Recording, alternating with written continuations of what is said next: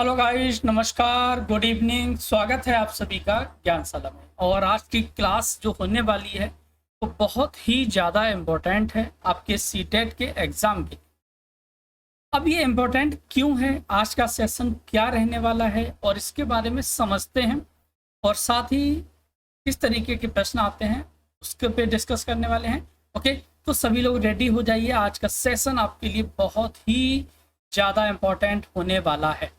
ठीक है, अब इम्पोर्टेंट क्यों है इसके बारे में जैसे ही आप कुछ टॉपिक को समझेंगे और जैसे ही आपकी स्क्रीन पे टॉपिक आएगा आप समझ जाएंगे कि ये इम्पोर्टेंट क्यों है। ठीक है, तो आज का जो सेशन रहने वाला है वो हमारा आकृतियों और स्थानिक संबंध के बीच में, means shapes and special relationship. अब इस टॉपिक का प्रश्न हमारे एग्जाम में किस तरीके से पूछा जाता है।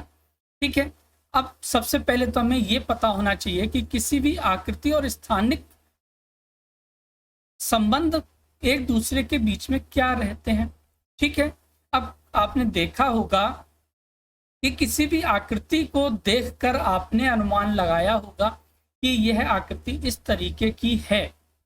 अगर आपने इस तरीके से एक दूसरे के बीच रिलेशन को फाइंड आउट नहीं कर पाए तो आप उस चीज को डिफाइन नहीं कर सकते कि ये हमारा किस शेप में है। ठीक है, अगर मैं आपको इस तरीके का एक शेप बना के दे दूं तो आपको ये नहीं पता होगा कि ये ऐसी शेप आपने आज से पहले कहाँ देखी है। अगर आपने ऐसा नहीं एक दूसरे से रिलेट कर पाए, अगर मैं आपसे कहूँ कि ये शेप किस तरीके की है, ओके, अगर आपने देखा होगा इससे पहले तो एक दूसरे के बीच एक बॉन्ड रहेगा, एक रिलेशन रहेगा, एक दूसरे को रिलेट कर पाएंगे आप। ओके, तो जब रिलेट कर पाएंगे तो आप वहां पर डिफाइन कर पाएंगे कि ये आकृति हमारी किस शेप की है। अगर मैंने आपको ये आकृति दे दी या ये आकृति दे दी, कोई भी आकृति आपको बना के दे दी। ओके, तो स्टार्ट करते हैं सेशन को और फटाफट से अपने साथियों के पास शेयर कर दें और उनसे कह दें कि क्लास स्टार्ट हो चुकी है।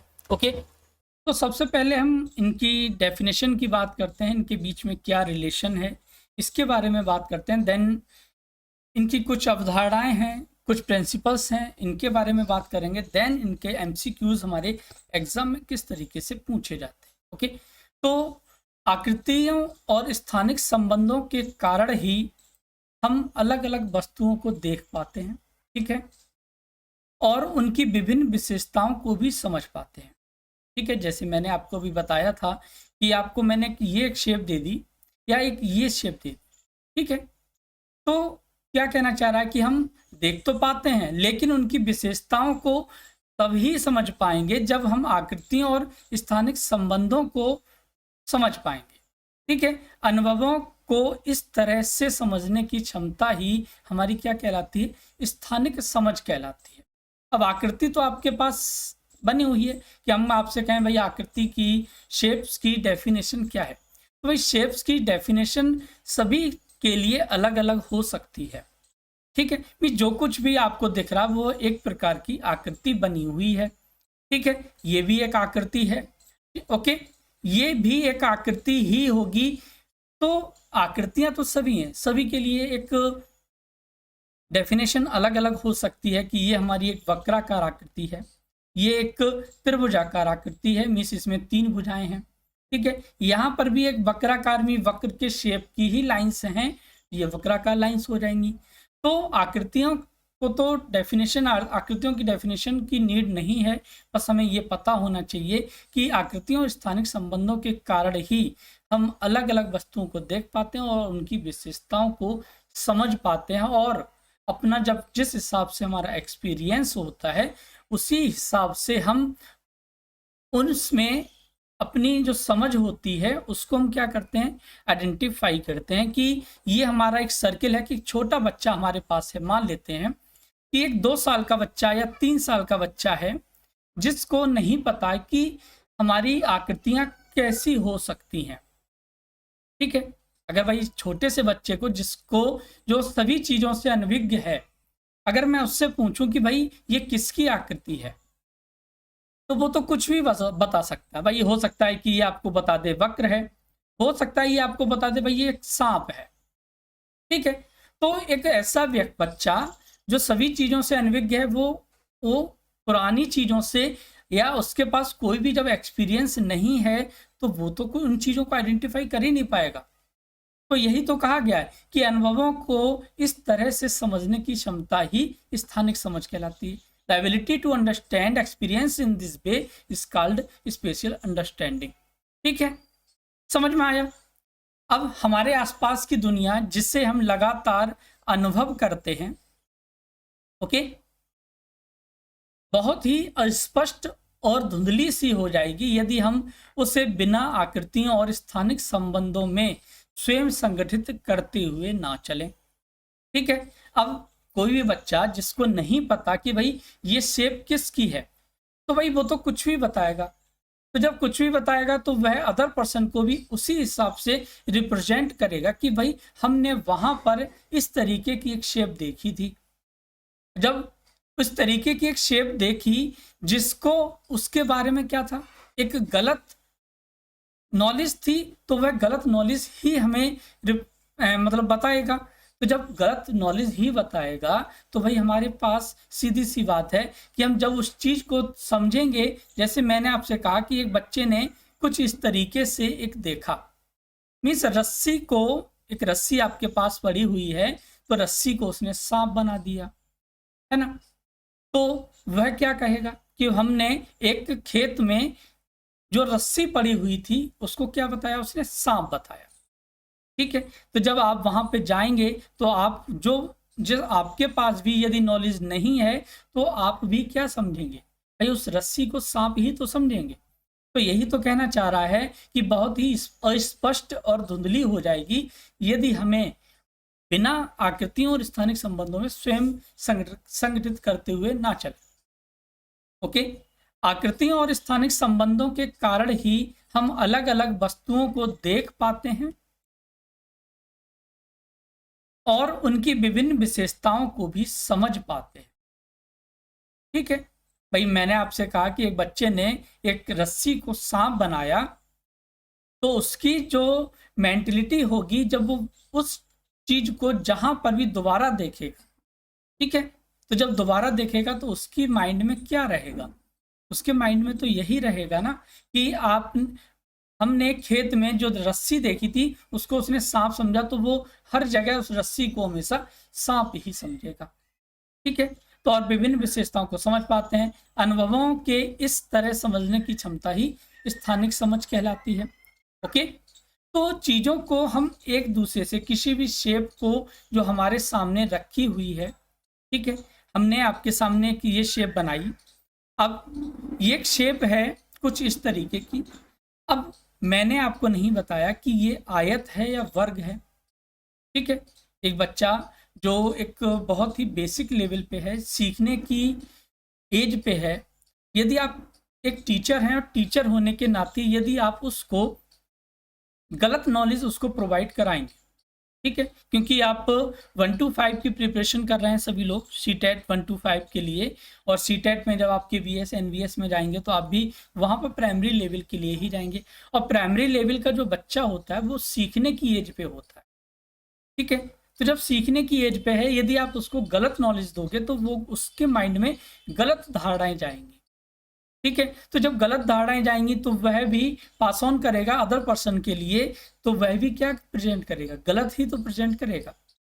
कि मैंने आप इस बच्चे को बताया कि ये एक आकृति है, उस बच्चे को नहीं पता कि ये वर्ग है या आयत है। ठीक है, क्यों, अब वर्ग और आयत के बीच की क्या क्या उसकी प्रॉपर्टीज होती हैं उसको नहीं बताया, तो उसके माइंड में ये सब चीजें आपको सही तरीके से राइट वे में प्रेजेंट करनी है, उसे सही चीज ही बतानी है कि यह इस तरीके की आकृति है, ताकि वो अपने माइंड में उस आकृति को फीड कर सके और जहां पर भी दोबारा देखे उस चीज को तुरंत आपके माइंड में क्लिक होना चाहिए कि ये चीज, आप इस वस्तु को मैंने यहाँ देखा था, यहाँ पढ़ा था।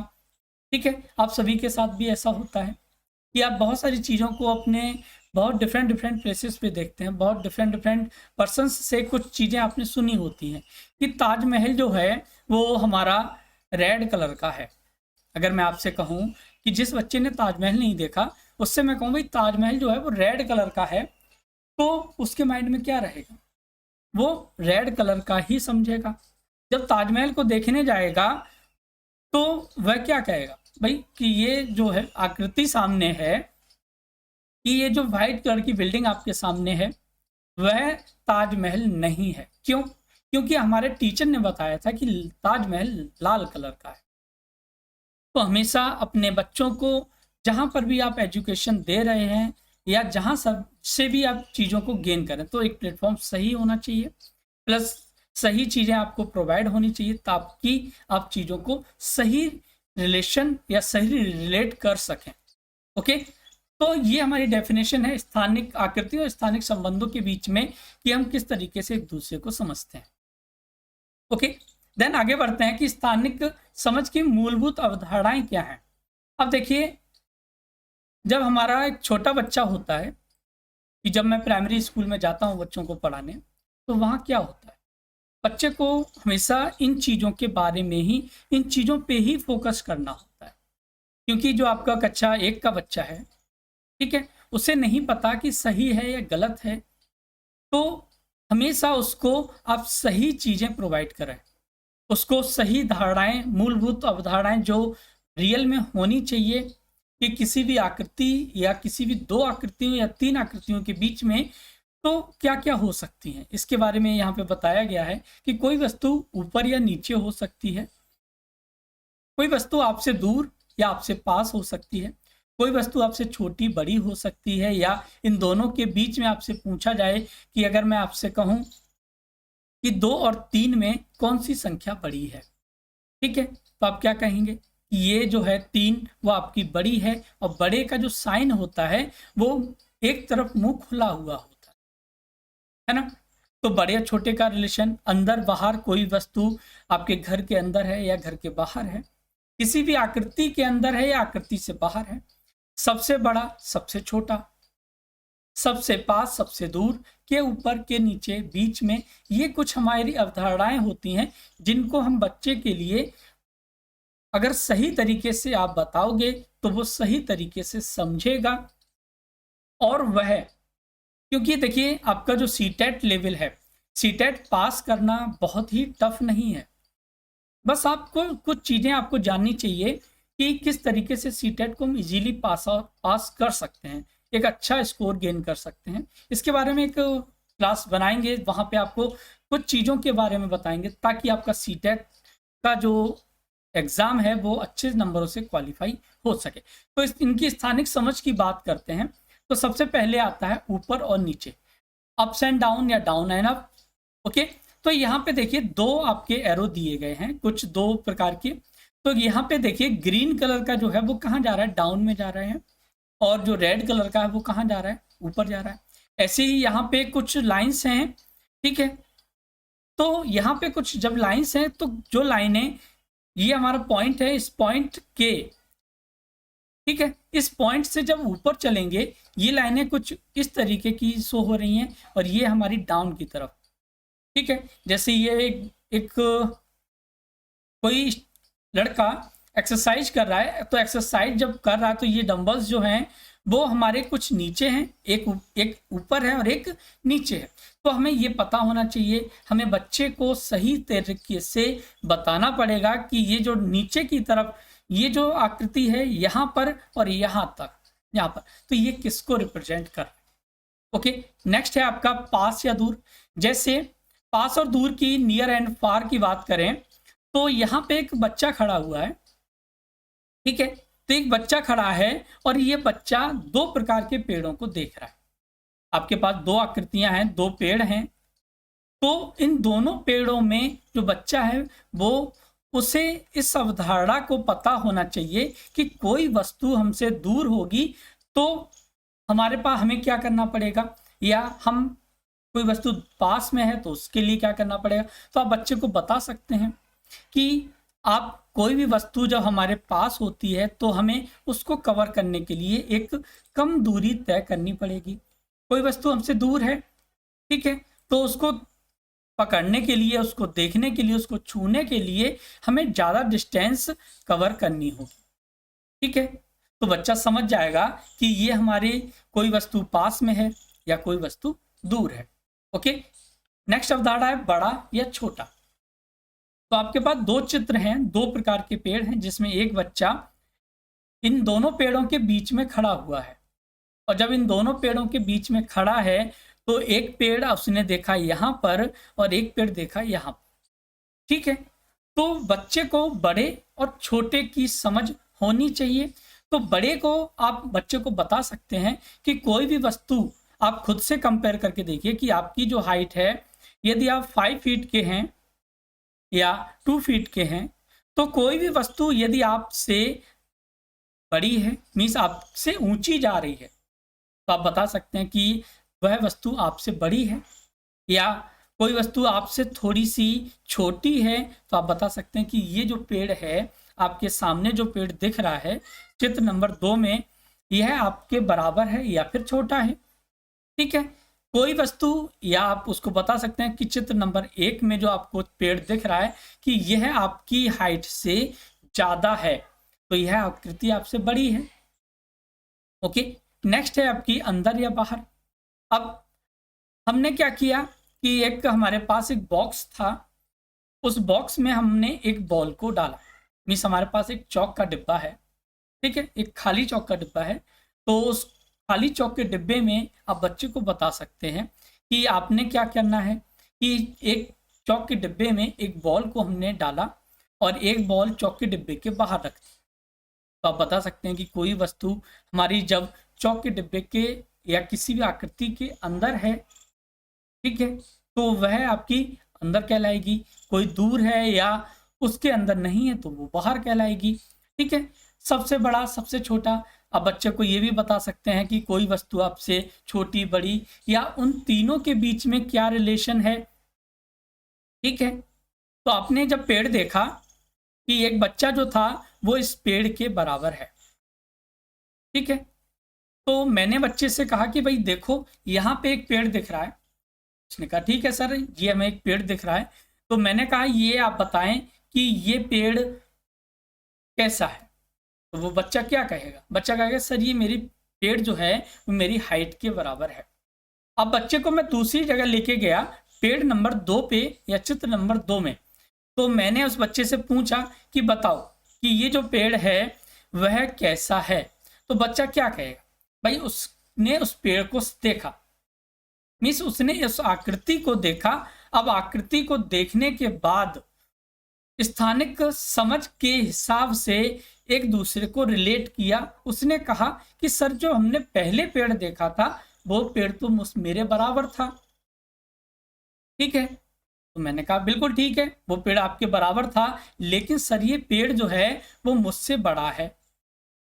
ठीक है, तो उसको ये पता लग गया कि चित्र नंबर 1 और 2 में कौन सा बड़ा है। मैं बच्चे को तीसरे पेड़ पे लेके गया, तो बच्चे ने देखा पेड़ को और उसने कहा कि सर ये वाला जो पेड़ है, इस आकृति को देखकर एक दूसरे के बीच में रिलेशन बनाया और उसने कहा कि चित्र नंबर 2 में जो पेड़ मैंने देखा था वह या चित्र नंबर 3 का जो पेड़ है वो चित्र नंबर 2 के पेड़ से भी बड़ा है। तो बच्चा क्या कहेगा कि सर इसमें जो हमने अब तीनों चित्र देखे हैं उसमें सबसे बड़ा पेड़ कौन सा हो जाएगा, चित्र नंबर 2 वाला, 3 वाला। ओके, तो इस तरीके से जब आप प्राइमरी लेवल पे जाएंगे तो वहां पर इन चीजों को आपको पहले से प्रिपेयर कराया जा रहा है। यही तो सीटेट है। ठीक है, मैथ की अवधारणाएं, अब मैथ को किस तरीके से बच्चे को पढ़ाएंगे, ये चीजें आपको पहले से आपके माइंड में रहनी चाहिए।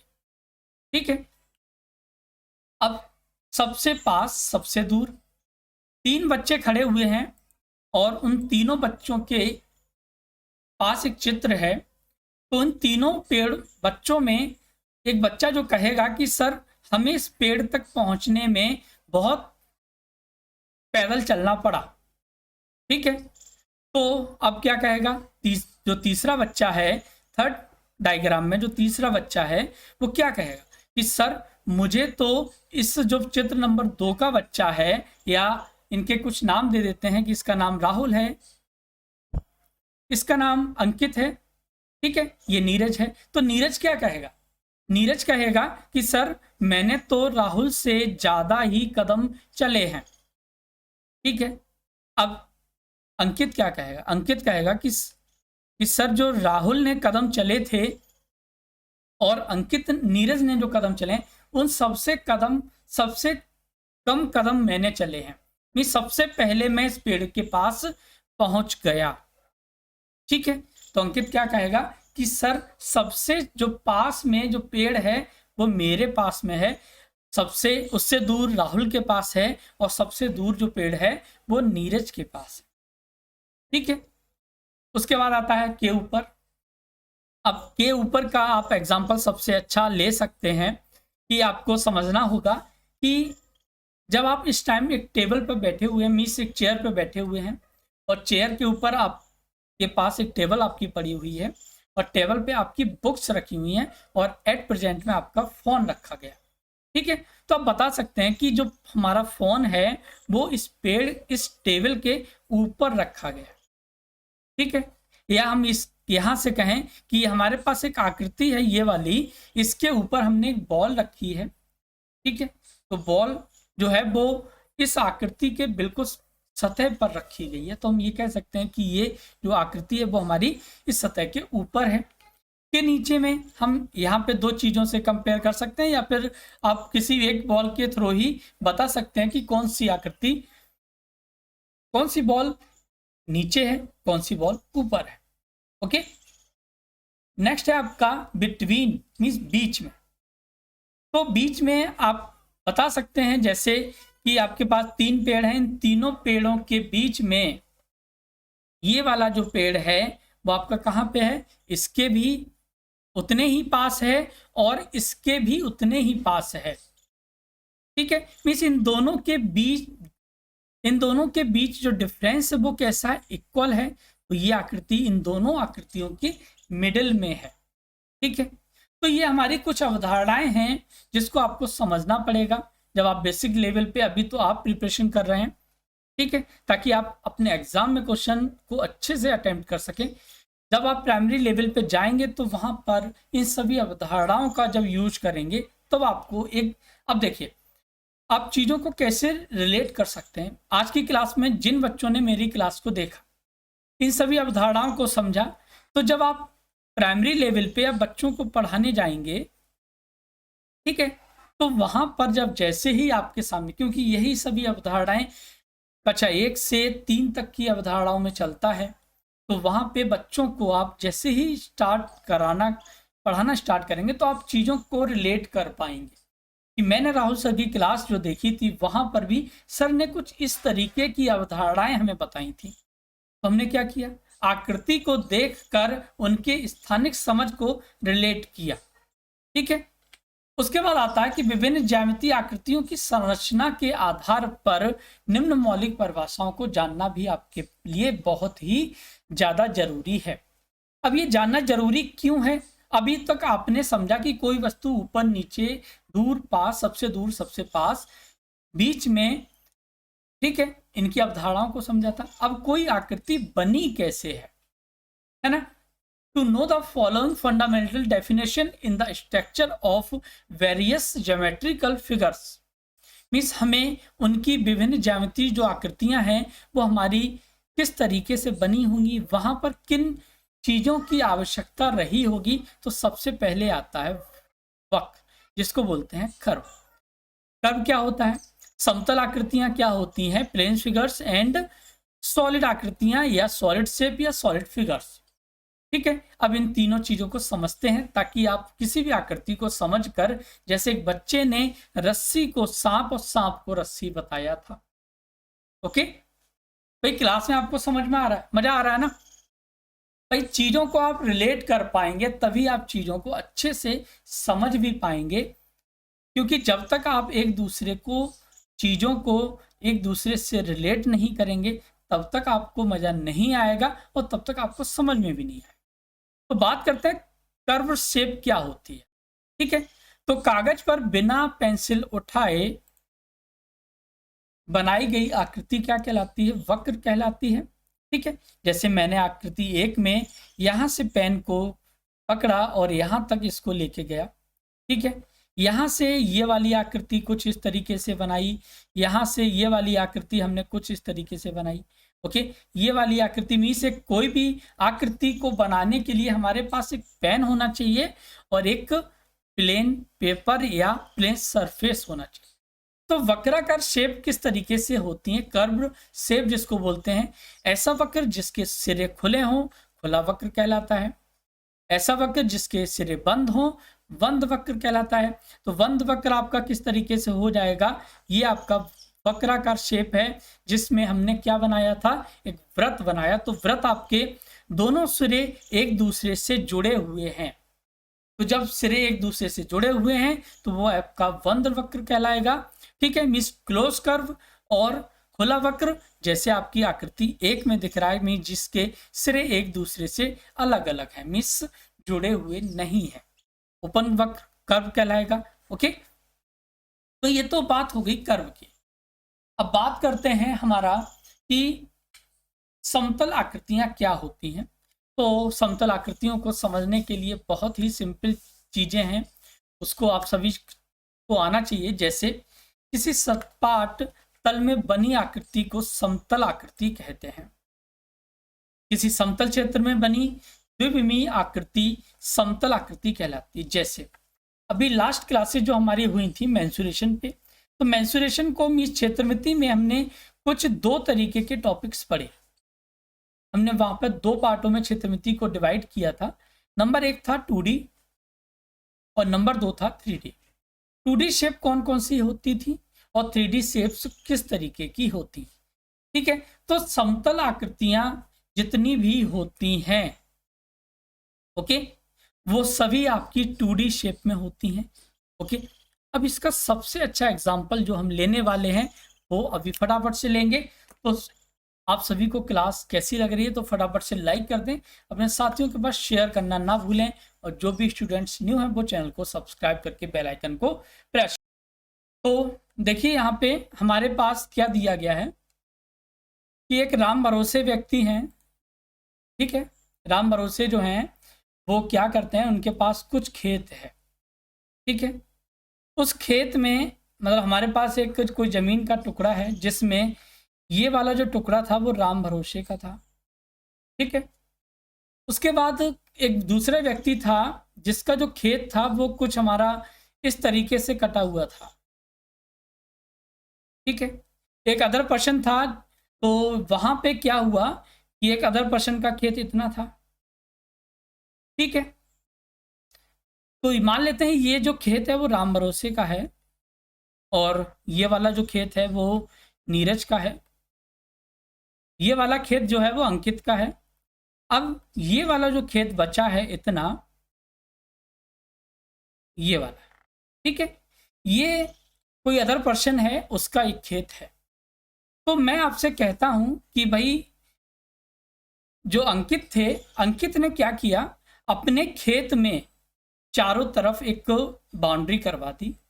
ठीक है, तो बाउंड्री के करवा दी, तो जब यहां से कोई अदर पर्सन जाएगा कुछ, ठीक है, तो जब अदर पर्सन जाएगा तो वो क्या कहेगा कि ये वाला जो खेत है ये वाला ये अंकित का खेत है। उसने क्या बताया कि ये वाला जो खेत है वो अंकित का है, ये वाला जो खेत है वो राम भरोसे का है, ये वाला खेत जो है वो नीरज का है। मीन्स इशारे से उस व्यक्ति ने बताया। ठीक है, तो आपकी जो शेप थी ये हमारी ट्रायंगल की शेप है, ये हमारी कुछ चतुर्भुज की शेप है, इसको हम आयत या वर्ग मान सकते हैं। जो बचा हुआ खेत है वो किसी अदर पर्सन का हो सकता है, डजंट मैटर। मैं यहाँ पे 2D और 3D के बीच में एक दूसरे को समझाने का प्रयास कर रहा हूँ। समझ में आए तो फटाफट से कमेंट करके बताएं। तो इस व्यक्ति ने सबके खेत के बारे में बताया कि ये खेत इसका है, ये खेत इसका है, ये खेत इसका है और ये खेत इस व्यक्ति का है। ठीक है, अब क्या होता है कि जब मैंने अंकित से कहा कि अंकित एक काम करो, अपने खेत का जो टुकड़ा है, जितना एरिया आपके खेत का है वो पूरा टुकड़ा उठा के फटाफट से ले आओ। तो अंकित क्या जवाब देगा? अंकित जवाब देगा कि सर ये तो पॉसिबल ही नहीं है। ठीक है, तो मैंने अंकित से कहा भाई चलिए ठीक है कोई बात नहीं, तो राम भरोसे कहते हैं चलिए मैं प्रयास करता हूं, अपने खेत को उठा के आपके पास ले आऊंगा। ठीक है, तो जब राम भरोसे अपने खेत को उठा के ला रहे थे, ओके, तो उसमें हम जो राम भरोसे थे उन्होंने जो खेत उठा के लाए, तो उसमें क्या था, उसमें क्या क्या चीजें उठ के आई?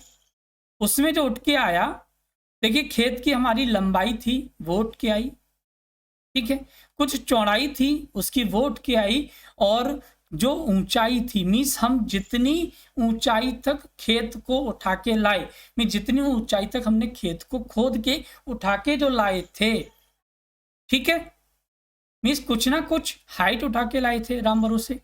ठीक है, अंकित उठा के नहीं ला सके, तो अंकित ने कहा कि सर ये वाला जो खेत है वो उठ के नहीं आ सकता है, हम उसको सिर्फ बता सकते हैं कि ये वाला जो खेत है वो मेरा है। ठीक है, तो लेकिन राम भरोसे का खेत तो आज भी वहीं रहा ना। ठीक है, तो जब खेत उठ के नहीं आ सकता, मीन्स हम इसको समझ सकते हैं कि किसी समतल क्षेत्र में बनी द्विविमीय आकृति क्या कहलाती है?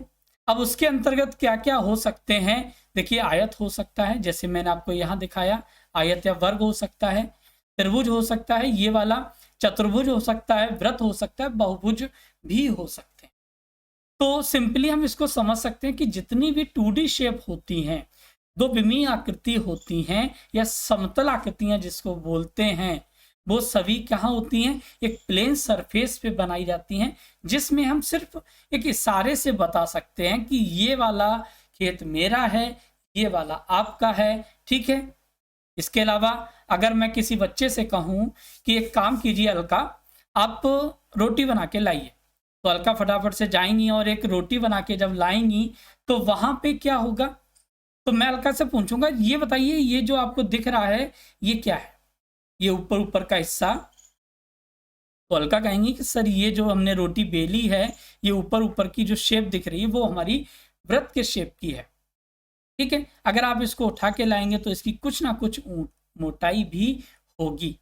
ठीक है, तो जितनी भी समतल आकृतियां होती हैं इसको हम और ज्यादा क्लियर करेंगे जब हम इसके बाद जो नेक्स्ट टॉपिक ज्यामिति स्टार्ट होगा वहां पर। ठीक है, उसके बाद आता है ठोस आकृतियां। तो 2D आपने जितना भी पढ़ा वो आपका सभी समतल में बनता है। ठीक है, मीन्स इसका और अच्छा एग्जांपल प्लेन सरफेस का ले सकते हैं कि आप जहां पर बैठे हुए हैं, जिस सरफेस पे बैठे हुए हैं वो आपका प्लेन सरफेस है। ठीक है, इसके बाद आता है ठोस आकृतियां। तो जिस आकृति के अंदर आप बैठे हुए हैं वो आपकी ठोस आकृति है, या जिसको हम कह सकते हैं कि वो आपका एक कमरा होगा, और कमरा आपका घन या घनाभ के शेप का हो सकता है। ठीक है, तो जितनी भी 3D आकृतियां होती हैं वो आपकी सभी ठोस आकृतियां होती हैं। मीन्स इसके अंतर्गत हम घन, घनाभ, बेलन, शंकु, गोला इन सभी चीजों को पढ़ते हैं। ठीक है, अब इनके बारे में और ज्यादा क्लासिफिकेशन जब करेंगे कि ये आकृतियां जब हमारी बनी थी तो ये किस तरीके से बनी, क्या ये वक्राकार शेप थी या कोई एक प्लेन सरफेस से बनी थी। ओके, तो ये हमने आज जो पढ़ा आकृति, ठीक है, आकृति और स्थानिक समझ के बारे में कुछ बेसिक पॉइंट्स थे। कल की क्लास में डिस्कस करेंगे इनके प्रश्न हमारे एग्जाम में किस तरीके से पूछे जाते हैं। ओके, मिलते हैं नेक्स्ट क्लास में। भाई आप लोगों से रिक्वेस्ट है कि क्लास को शेयर जरूर करें, क्योंकि बिना शेयर के सिर्फ नॉलेज आप तक रह जाएगी। मैं चाहता हूं कि सभी तक नॉलेज पहुंचे। Okay, take care, bye bye, good night, good bye.